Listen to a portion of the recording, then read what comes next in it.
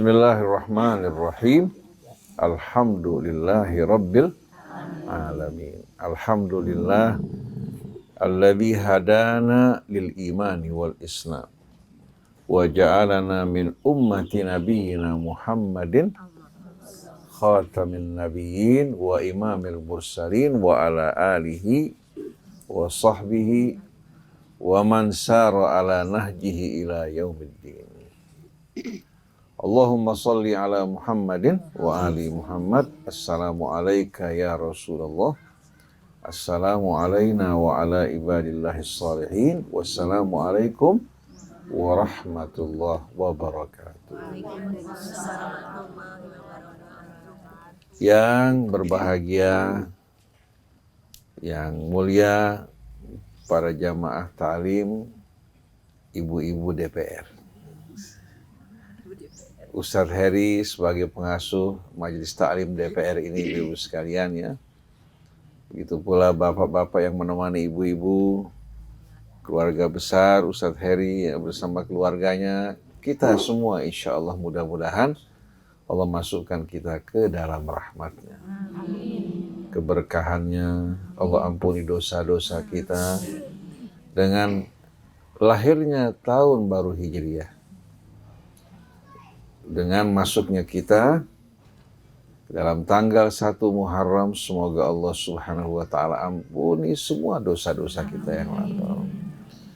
Baik ucapan kita, perbuatan kita, kesalahan-kesalahan yang pernah kita lakukan, baik yang lahir maupun yang tersembunyi, baik yang kita sadari maupun yang tidak kita sadari, semoga Allah Subhanahu wa ta'ala ampunkan dan gantikan dengan amalan-amalan soleh yang Allah ridhai. Jadikan kita hamba-hambanya yang bertaubat, yang mensucikan diri, yang mengajak pada kebajikan, mencegah dari hal-hal yang mungkar, dan semua itu dimulai dari diri kita semua sebelum kita mengajak orang lain. Semoga Allah kumpulkan kita kelak bersama Nabi kita Muhammad sallallahu alaihi wasallam. Tahu ibu-ibu sekalian, bulan ini dinamakan bulan Muharram. Kira-kira apa yang diharamkan atas kita ibu-ibu? Tahu enggak kira-kira?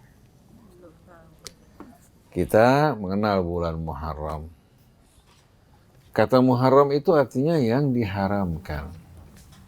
Lalu apa yang diharamkan atas kita? Dengan datangnya bulan-bulan suci. Bulan suci terbagi berapa ibu sekalian? Ada berapa? 4 bulan. Yang pertama? Rajab. Kalau Ramadan, bulan yang dimuliakan Allah, tapi tidak termasuk bulan yang diharamkan Allah. Dia termasuk bulan ya yang diharamkan, itu Rajab, kemudian Dzulqa'dah, Dzulhijjah, dan Muharram. Nah, keempat bulan ini merupakan 4 bulan di mana Allah mendidik kita, ya, mengkarantina kita dari perbuatan yang amat dibenci oleh Allah Subhanahu wa ta'ala. Apa ibu sekalian? Apa? Ya. Perbuatan yang dibenci oleh Allah.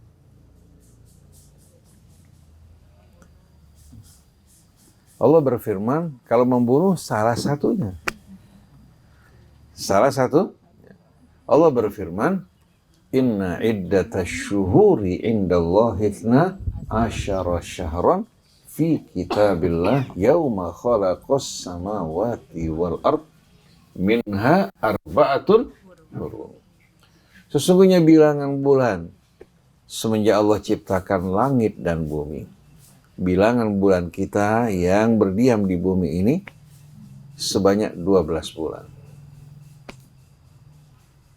Minha arba'atun hurum, 4 dari 12 bulan ini adalah bulan-bulan yang diharamkan. Setelah itu apa? Dzalikad dinul qayyim. Aturan ini, ya, pengharaman ini bukan untuk menyusahkan kita. Tapi itu buah dari agama yang lurus dan ingin meluruskan kehidupan kita umat manusia. Semua demi kebaikan kita. Lalu Allah tegaskan hal yang Allah haramkan atas kita semua.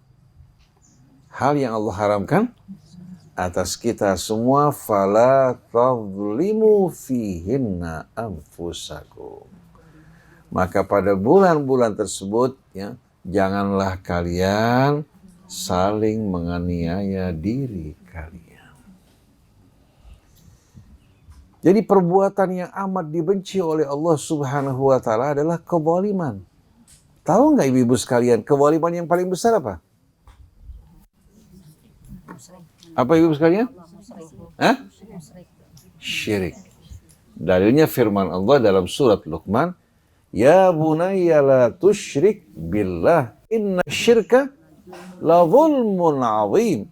Wahai anakku, jangan sekali-kali engkau mempersekutukan Allah dengan selainnya. Karena Allah menciptakan kita tanpa sekutu. Allah membentuk rupa kita yang begitu indah juga dengan kehendaknya tanpa sekutu. Allah Subhanahu wa taala melimpahkan rezekinya atas kita semua tanpa sekutu. Allah menuangkan rahmat di hati kita, di hati kedua orang tua kita juga tanpa sekutu. Allah menjadikan kita sebagai makhluk mulia khalifah di muka bumi sebagai hamba yang mulia tanpa sekutu. Artinya seluruh yang kita miliki dan kita nikmati merupakan karunia Allah. Nah, pantas tidak kalau seorang hamba mempersekutukan Allah dengan lainnya?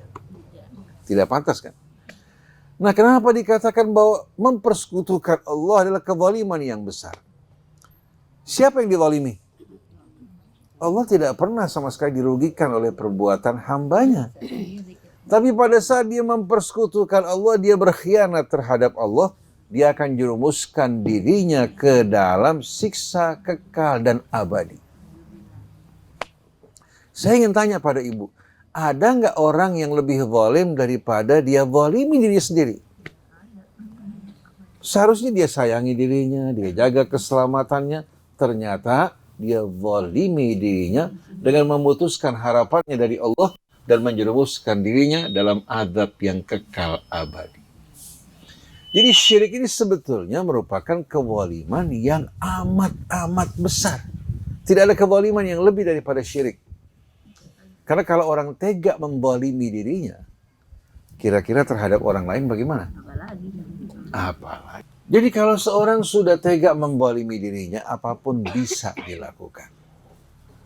Tapi kalau orang ya menghormati dirinya, pasti dia akan menghormati orang lain.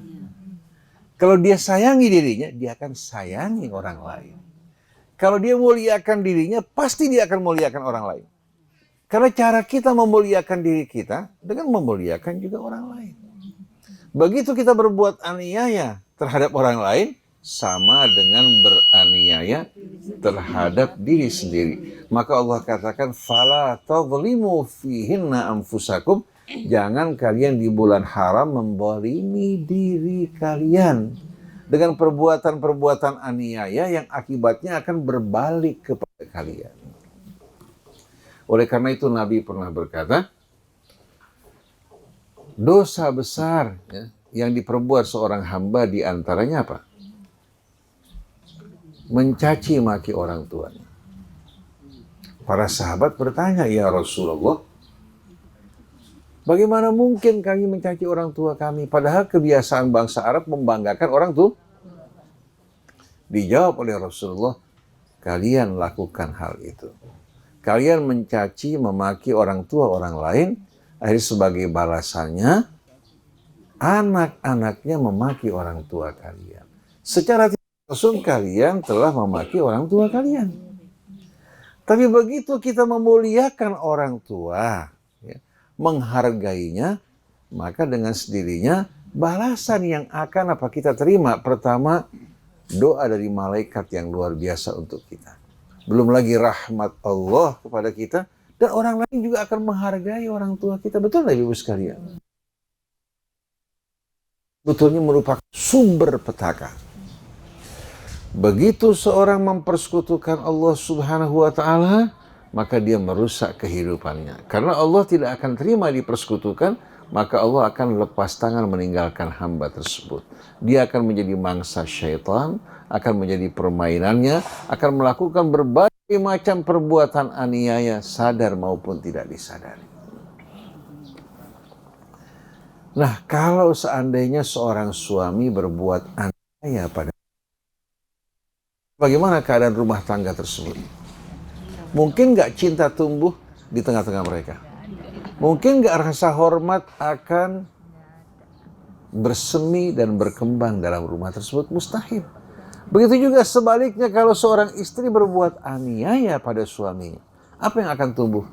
Kebencian, permusuhan, dan rahmat akan meninggalkan mereka.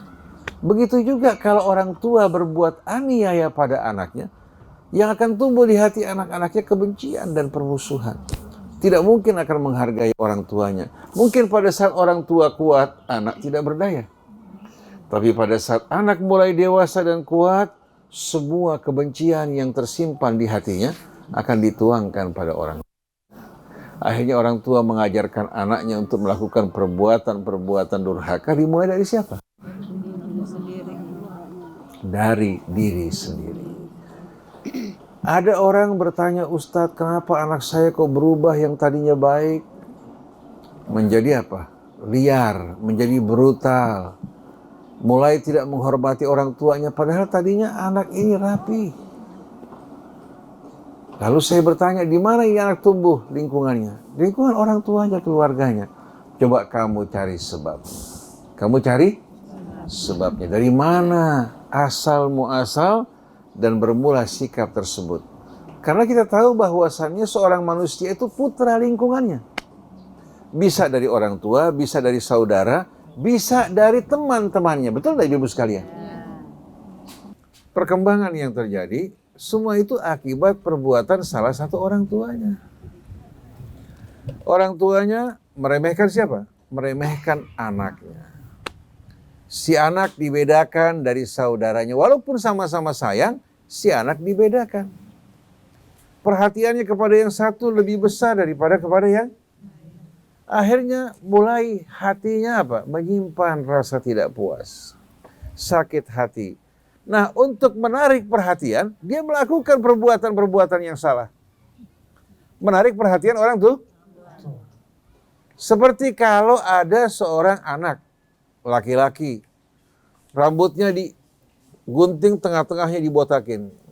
Kemudian pakaiannya baju kalong, ditempel-tempel ya. Kemudian ada yang dibolongi juga, dia punya apa?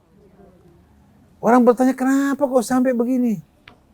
Kalau kita cari sebabnya, ternyata itu anak melakukan hal ini mencari perhatian karena kurang perhatian. Begitu juga perempuan yang lagunya aneh-aneh dan macam-macam. Melakukan perbuatan yang aneh-aneh dan macam-macam. Kenapa nih anak perempuan yang melakukan perbuatan-perbuatan yang aneh-aneh? Atau istrinya kadang-kadang riap-riapan, kadang-kadang rambut yang satu merah, yang satu hitam ya. Keluar ke sana kemari mencari perhatian karena kurang dapat perhatian dari suaminya. Suaminya sibuk ke sana kemari ya. Istrinya di hadapannya lalu lalang tidak mendapatkan perhatian. Padahal tidak ada satupun manusia kecuali ingin mendapatkan. Ibu-ibu ingin dapat perhatian. Ingin dapat perhatian. Dari suami, dari anak. Betul enggak? Walaupun cuma dibawain tebu sama singkong rebus. Kalau dibawain dengan rasa cinta kan beda. Betul enggak? Sengaja saya jauh-jauh beli buat ibu yang ibu suka. Singkong sama tebu rebus. Bayangin. Artinya perhatian itu amat indah. Oleh karena itu kenapa Nabi kita diutus dengan membawa makarimul akhlak? Di antara makarimul akhlak adalah rasa cinta, perhatian, dan rahmat yang kita berikan kepada orang di sekeliling kita. Begitu kita melakukan perbuatan-perbuatan mulia seperti ini, rahmat Allah akan dituangkan pada kita semua.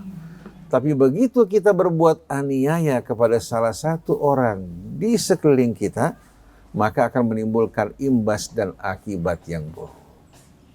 Oleh karena itu Nabi mengumumkan, irhamu man fil ardi yarhamkum man fis sama. Kasihi sayang yang di bumi ini, sayang di langit juga akan apa? akan mengasihi menyayangi kalian. Begitu yang di langit mengasihi menyayangi kalian, yang akan kita rasakan dalam hidup ini rahmat. Innallaha yarhamu min ibadihir ruhama. Sesungguhnya Allah menyayangi, mengasihi dari hamba-hambanya yang pengasih dan penyayang. Nah, selama bulan haram, begitu juga di negeri yang diharamkan Allah seperti Mekah, Madinah, Yerusalem, kita dilarang sampai mencabut pohon, dilarang. Membunuh binatangnya juga dilarang. Kita saksikan di Mekah, di Madinah, burung-burung tidak ada yang mengganggu kan? Karena apa? Yang menghalangi orang mengganggunya karena itu merupakan hal yang diharamkan, memiliki kehormatan. Bahkan tidak dilarang kita mengganggu binatang buasnya kecuali kalau mengganggu kita, seperti ular menyerang kita ya. Tapi berburu ular sengaja nggak boleh. Kalau datang mengganggu kita untuk menghindari bahaya, kita dibolehkan untuk apa? Untuk membunuhnya. Oleh karena itu kalau seorang membunuh seekor kambing, dia wajib menggantikan dan dia bertobat pada Allah. Kalau dia lakukan lagi kedua kalinya, maka dia akan terkena murka Allah. Kenapa? Bukan soal kambingnya yang dibunuh, soal kehormatan Allah Subhanahu wa ta'ala yang tidak dihargai dan diinjak-injak. Jadi bagaimana kita betul-betul diajarkan Allah untuk menjunjung tinggi kehormatan. Bahkan bukan hanya kehormatan orang yang beriman, orang non-muslim pun tidak boleh kita sakiti dan kita zalimi. Kalau kita zalimi dia angkat tangan berdoa pada Allah, maka Allah akan kabulkan doanya. Karena tujuan Rasul diutus oleh Allah untuk menaburkan rahmat, mengeluarkan manusia dari kegelapan. Bukan hanya untuk orang Islam, karena asalnya orang-orang Islam sebelumnya orang-orang musyrik. Betul Nabi sekalian? Pada zaman Nabi sebelumnya orang musyrik. Yang diperangi adalah orang-orang yang melakukan kerusakan, kezaliman di muka bumi. Sedangkan orang di luar Islam yang tidak berbuat zalim kita ajak. Kita perlakukan dengan baik dan mulia dengan harapan dia mendapatkan hidayah dari Allah dengan sebab kita. Nah, kalau seandainya ya, yang menjadi kebiasaan perilaku kita, akhlak kita adalah akhlak yang betul-betul kita petik dari misi di bawah Rasul, yaitu rahmat dan menjauhkan kezaliman, maka pada saat kezaliman dijauhi, Allah Subhanahu wa ta'ala akan gantikan dengan rahmat dan kedamaian dalam hidup kita semuanya. Ada satu contoh menarik. Ibu-ibu kenal nggak khalifah yang adil Umar bin Abdul Aziz? Pernah dengar nggak? Umar bin Abdul Aziz ini dari keluarga Bani Umayyah, tapi berbeda perilakunya dengan mereka. Orang yang menghabiskan hidupnya dalam keadilan dan kebenaran. Beliau sebelum dipilih menjadi pengganti pamannya dan juga mertuanya, seorang yang berdandan dengan rapi, aromanya semerbak, begitu juga istrinya. Waktu sang paman atau mertua meninggal dunia, kebetulan anak-anaknya masih kecil.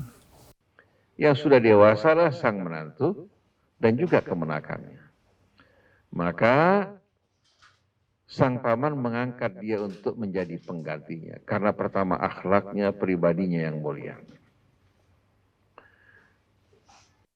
Beliau waktu diangkat oleh sang paman, sama sekali tidak berbahagia. Dia berangkat menuju masjid. Kemudian dia umumkan di tengah-tengah mereka, ya, saya ditunjuk oleh paman saya untuk menjadi penggantinya. Tapi saya kembalikan kepada kalian kaum muslimin untuk memilih siapa yang kalian pilih. Ternyata mereka semua serentak menunjuk dia sebagai apa? Amirul Mukminin. Jadi bukan hanya ditunjuk, diangkat, tapi apa? Pemimpin yang dicintai dan dipilih, diridhoi oleh masyarakat. Begitu beliau terpilih, biasanya kalau pejabat kita terpilih, pulang ngadakan syukuran. Betul enggak? Sampai ada pejabat ngadakan syukuran, baru selesai syukuran, besoknya dicopot hadirin sekalian. Ada kejadian begitu. Orang menerima jabatan kok kenapa bersyukur? Ini merupakan amanat dan tanggung jawab. Waktu langit, bumi, gunung ditawarkan amanat, mereka menolak semuanya. Bahkan kalau gunung menerima amanat seperti manusia, akan hancur berkeping-keping. Nah ini karena mereka tidak tahu apa itu amanat. Dia beranggapan jabatan itu aji mumpung. Akhirnya rusak negara gara-gara ini, makanya heran. Orang berlomba-lomba menawarkan dirinya untuk menjadi apa? Pemimpin. Yang layak maupun yang tidak layak tampil ke depan. Maka tidak heran DPR kita isinya hari ini sekalian apa? Gado-gado. Sampai artis-artis juga tampil ke depan. Betul enggak? Yang kesian rakyat jelata ini yang kesian, nggak tahu apa-apa.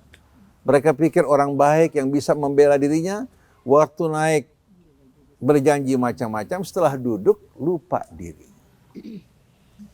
Nah, kembali kepada Umar bin Abdul Aziz yang berduka, bersedih sambil menundukkan kepalanya. Pulang ke rumah bertemu dengan istrinya yang namanya Fatimah binti Sulaiman bin Abdul Malik. Fatimah ini wanita yang salihah, Masya Allah. Dia berkata kepada istrinya, ya Fatimah, saya ini ya telah betul-betul menerima amanat yang berat, menghadapi musibah yang besar. Saya diangkat ya, dan dipilih untuk menjadi pemimpin kaum muslimin. Maka saya memberikan kamu dua pilihan. Memberikan kamu dua pilihan. Pertama, kamu tetap mendampingi saya sebagai istri, tapi dengan syarat semua perhiasan kamu kembalikan ke Baitul Mal. Agar tidak menjadi beban buat kamu dan juga buat saya. Kamu kembalikan harta-harta yang kamu miliki ke Baitul Mal, kamu dampingi saya, bantu saya untuk menjalankan amanat yang berat ini. Yang kedua, kamu tetap memiliki apa yang kamu miliki, tapi kita berpisah. Karena saya khawatir tidak mampu untuk menjaga amanat. Karena kalau seorang suami istrinya hidup hedonis, bersukaria, beriforia, kira-kira terpengaruh nggak sama istrinya?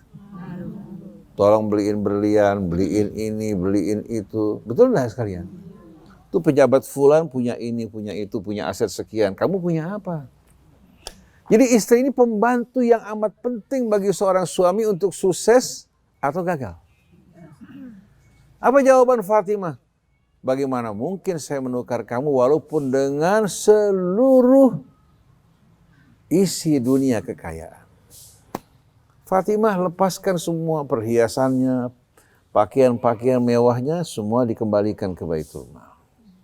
Padahal tadinya Fatimah sewaktu dia sedang berdandan, bersolek, dan dia wanita cantik.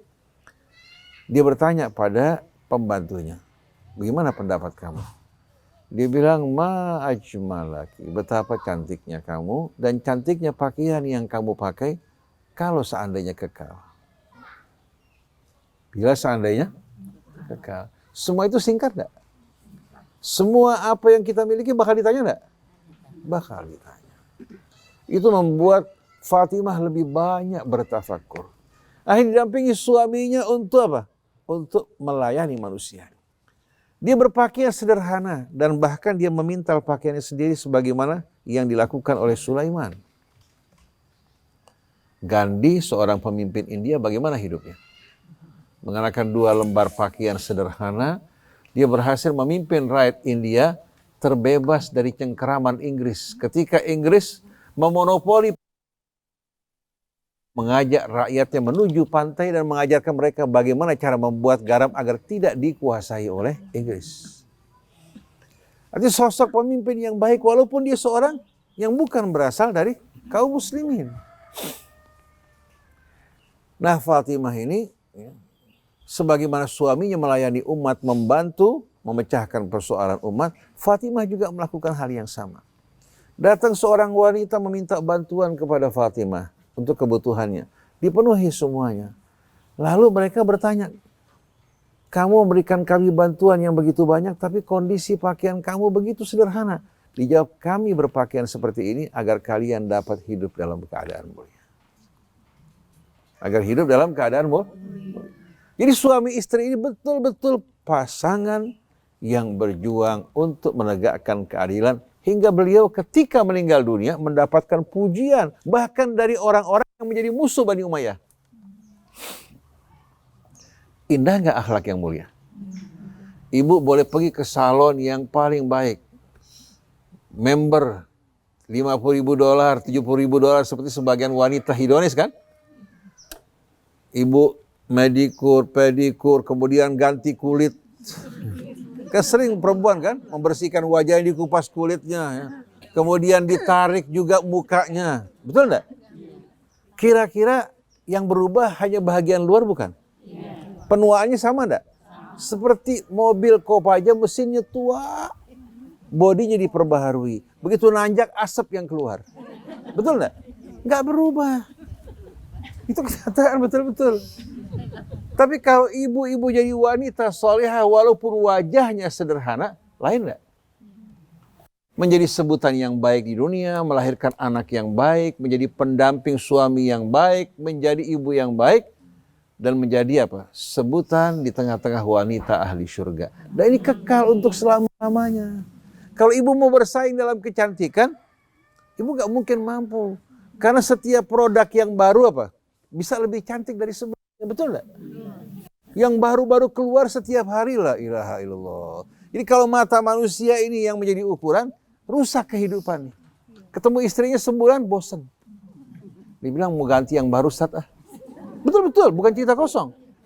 Sampai ada laki-laki bilang, Ustaz, saya ini takut kalau saya kawin, saya bosan.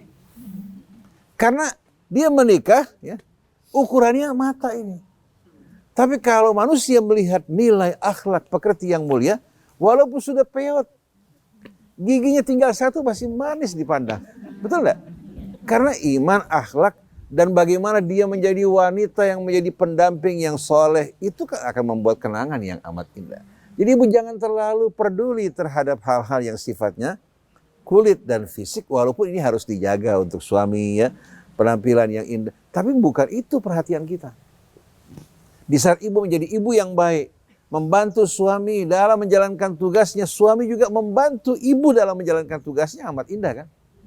Jangan terbawa seperti omongan orang, suami takut istri karena suami nyapu, suami juga katakan mencuci, suami membersihkan rumah.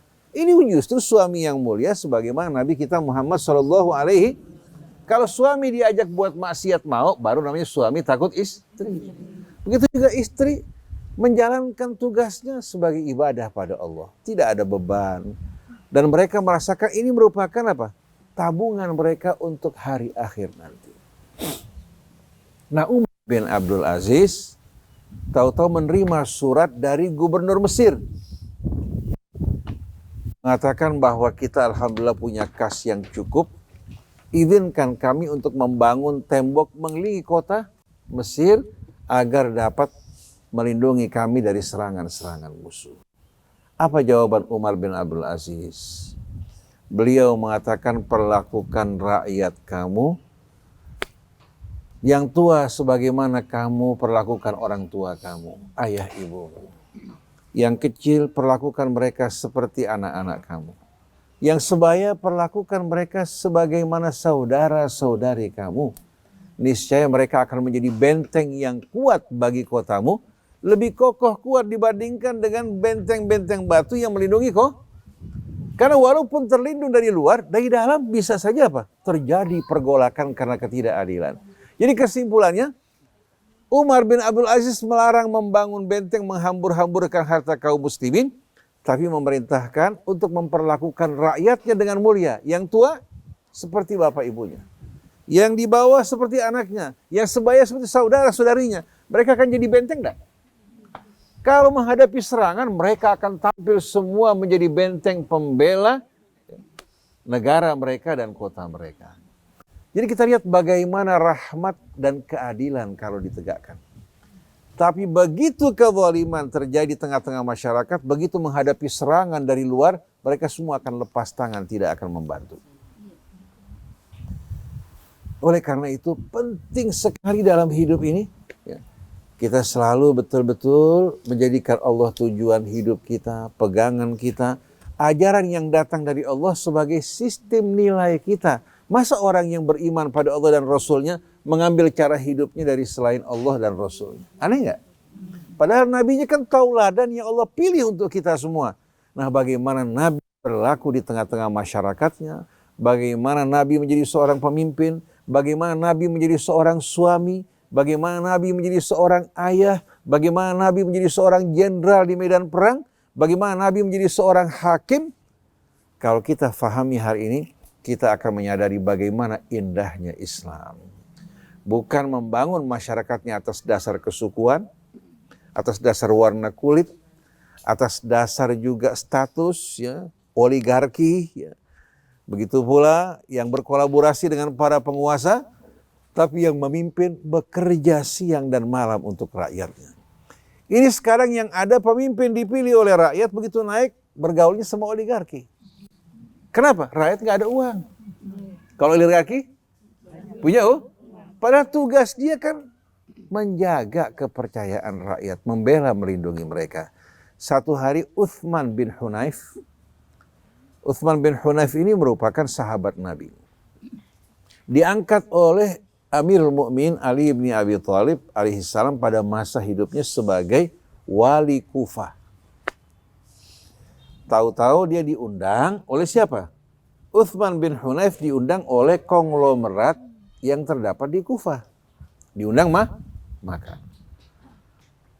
Begitu Amirul Mukminin Ali mendengarkan Uthman bin Hunayf diundang makan oleh para pengusaha, beliau marah luar biasa.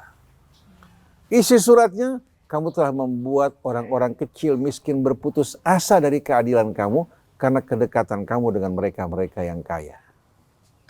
Akhirnya orang miskin mau mengadu nggak berani.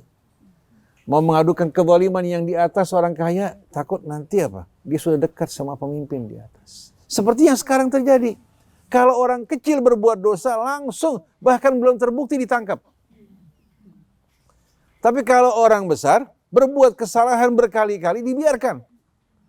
Contohnya berkaitan dengan Panji Gumilang. Berbagai macam kerusakan, penyimpangan dilakukan, bahkan pengaduan dari sekian banyak wanita, tapi nggak pernah ada follow up. Tapi orang gara-gara ngambil butiran-butiran apa? Butiran-butiran kelapa sawit karena nggak punya sama sekali minyak, diambil berapa kilo ditangkap langsung. Bayangkan coba.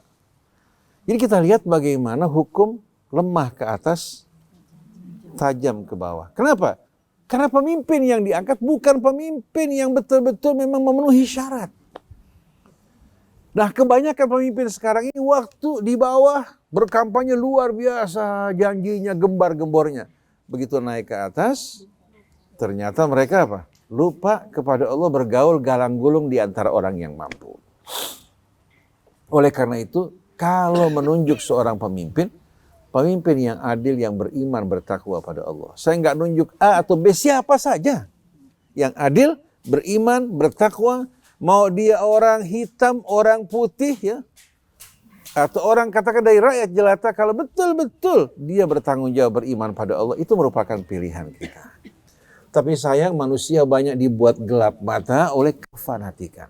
Oleh karena itu masyarakat Islam dibangun bukan atas dasar ras, bukan atas dasar kelompok maupun madhab, tapi Allah katakan inna akramakum indallahi atqakum, dan dasar hubungan di antara mereka keadilan. Nah, dengan adanya keadilan, orang bawah punya kesempatan enggak? Mas jahiliyah, orang seperti Bilal punya kesempatan enggak? Dihina sebagai budak, memandikan keledai, membersihkan kotoran, tidak punya kesempatan. Tapi begitu datang masa Islam, masa Nabi kita, ternyata paman Nabi Abu Lahab direndahkan, bahkan sampai turun tabat yada Abi Lahabi watab. Tahu-tahu Bilal diangkat sebagai sahabat mulia. Lihat. Ammar bin Yasir anak budak.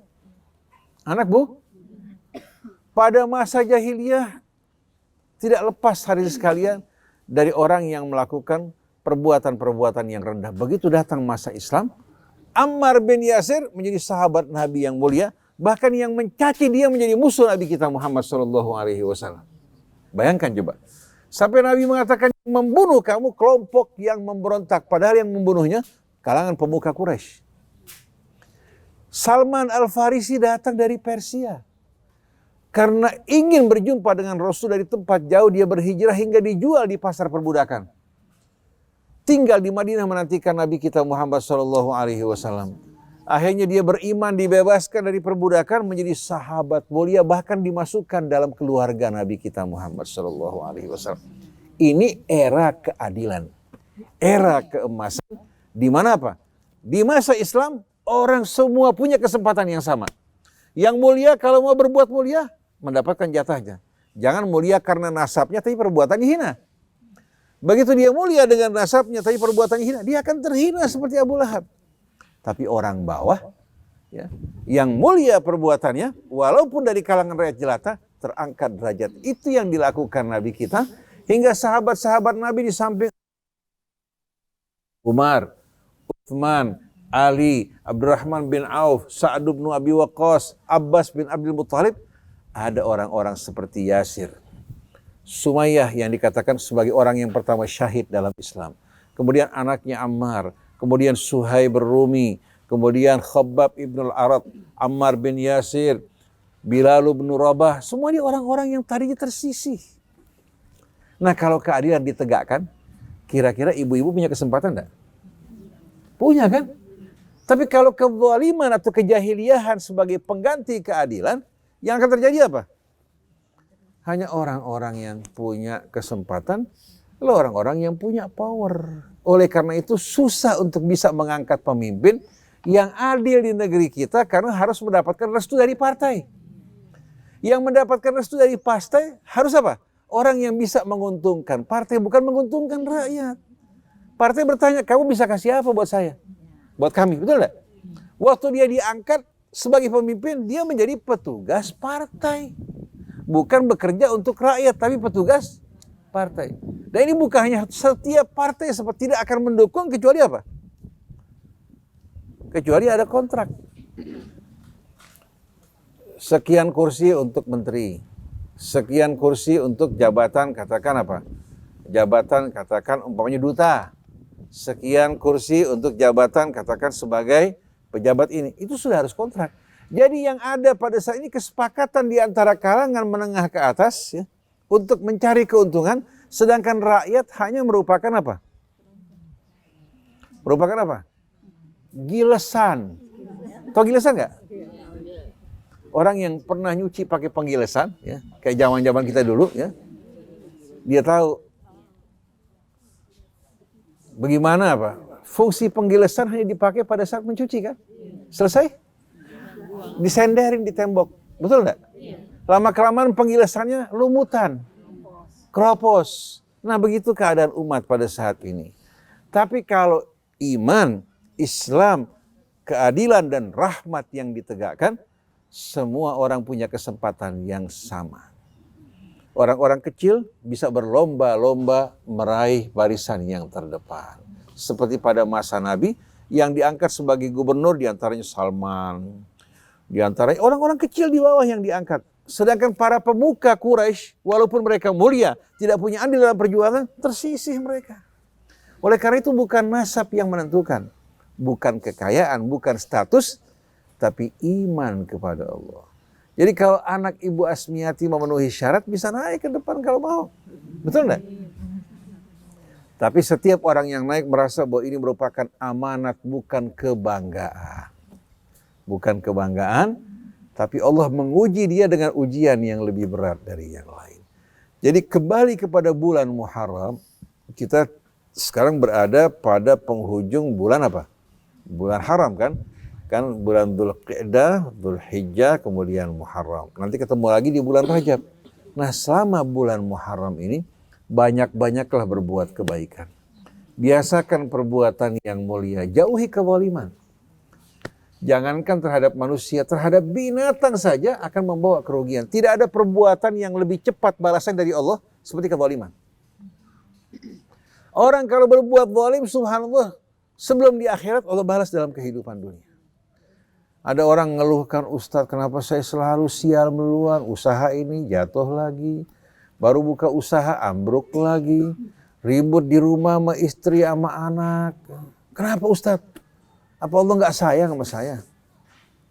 Saya bilang Allah sayang sama kamu, kamu sedang diberikan peringatan sekarang. Masa kamu nggak mau ngoreksi diri kamu? Kok nyalahkan takdir Allah? Coba kamu bercermin apa yang kamu lakukan. Betul nggak? Mulut kamu kasar, kerjaannya maki-maki orang. Sama istri kasar, sama anak kasar, sama rekan kerja kasar. Bagaimana mungkin kamu akan menerima yang lembut? Sebagaimana kamu bersikap kasar pada orang, Allah juga akan hukum kamu. I'mal ma syi'ta kama tadinu. Jadi kalau ibu selalu merasakan ada hal yang nggak benar, periksa pasti ada kesalahan di diri kita atau dalam rumah kita. Jadi kalau ibu kaya, merasa ibu mampu, ibu ingat Allah lebih kuasa lagi. Jangan ibu berbuat semena-mena sama anak, sama pembantu kadang-kadang. Ya. Sama pembantu pelitnya minta ampun. Sayur udah mau basi, baru dikasih pembantu. Makanan sudah mulai nggak bagus, pembantu kalau yang baik, jangan dikasih. Kebiasaan tertuman. Ini arti yang nggak bagus. Maunya dari Allah yang bagus, tapi kalau ngasih orang, kasih dong pembantu kita yang masak sebagaimana yang kita makan. Betul nggak? Jadi ingat, terhadap siapapun, jangan hanya terhadap orang kita cinta, terhadap rakyat bawah pun. Begitu juga terhadap binatang, jangan berbuat aniaya. Subhanallah, kalau ibu baik sama hewan, begitu dengar suara ibu, lari nggak ngobrol ibu? Lari nggak? Tapi kalau ibu orang yang zalim sama binatang, dengar suara ibu lari, terpontang-panting. Betul nggak? Tapi kalau ibu baik, dia elus-elus, dia jilatin ibu-ibu sekalian, itu seperti tolok ukur. Ibu ini orang yang suka berbuat rahmat apa tidak? Kalau sampai binatang menjauhi, apalagi orang. Betul nggak ibu sekalian? Jadi ibu coba bersikap lembut. Apalagi kalau ibu lembut sama suami, lembut sama anak, ya, hasilnya pasti berbeda. Jadi kesimpulannya, jauhi kezaliman. Baik kezaliman ya, terhadap diri kita dengan mempersekutukan Allah. Kezaliman terhadap diri kita dengan durhaka pada ayah ibu. Karena yang bakal rugi kita. Sudah kita zalimi ayah ibu kita, kita zalimi diri kita. Kezaliman juga pada pasangan kita, pada anak kita. Kezaliman pada masyarakat kita. Kezaliman juga pada apa? Sesama makhluk Allah Ta'ala. Oleh karena itu ibu-ibu sekalian tahu nggak? Sebetulnya agama ini adalah akhlak. Akhlak bersama Allah, akhlak bersama kedua orang tua kita, akhlak juga bersama pasangan kita, akhlak bersama anak kita, akhlak bersama alam. Tidak melakukan kerusakan di alam raya. Indah nggak kalau seandainya kita fahami agama ini sebagai akhlak yang indah, pekerti yang luhur. Jelas ibu-ibu sekalian ya? Jadi kita harapkan mudah-mudahan pengajian ibu-ibu sekalian di bawah asuhan Ustadz Heri Nurdi ya, dan ustadz-ustadz yang lain menjadi rahmat. Pengajian DPR ini insya Allah bisa mewakili rakyat. Kalau DPR di sana nggak bisa mewakili rakyat, paling nggak DPR di sini bisa mewakili rakyat. Dan rakyatnya kan macam-macam kan? Rakyatnya macam-macam. Dan jangan lihat orang dengan apa-apa yang ditampilkan dari hal-hal yang sifatnya duniawi. Tapi ingat, mereka semua saudara kita, darah daging kita, kemuliaan mereka sama dengan kita. Jangan pernah kita merendahkan makhluk yang lain, sebagai akibatnya kita rendahkan diri kita sendiri, dan Allah juga merendahkan kita. Demikianlah para jamaah ibu-ibu sekalian yang dirahmati Allah, kajian kita pada awal Muharram. Menyambut awal Muharram ya, kita bukan panggil badut, panggil tukang sulap seperti kebiasaan orang, tapi di sini kita mengingat Allah Subhanahu wa Ta'ala. Mudah-mudahan senantiasa kita dimanapun berada selalu berbuat mulia dan menaburkan rahmat. Sebagaimana kita kumpul di pengajian DPR saat ini, mudah-mudahan Allah kumpulkan kita bersama Nabi kita Muhammad Sallallahu Alaihi Wasallam. Rasul tersenyum bangga dengan menyambut ibu-ibu sekalian dan kita semua mudah-mudahan. Rasulullah nggak lihat orang kaya ibu-ibu sekalian, nggak lihat juga presiden, nggak lihat juga wakil rakyat, tapi yang dia lihat orang-orang yang mencontoh beliau dalam makarimul akhlak. Subhanakallahumma wa bihamdik, asyhadu an la ilaha illa anta, astaghfiruka wa atubu ilaik. Wassalamualaikum warahmatullahi wabarakatuh.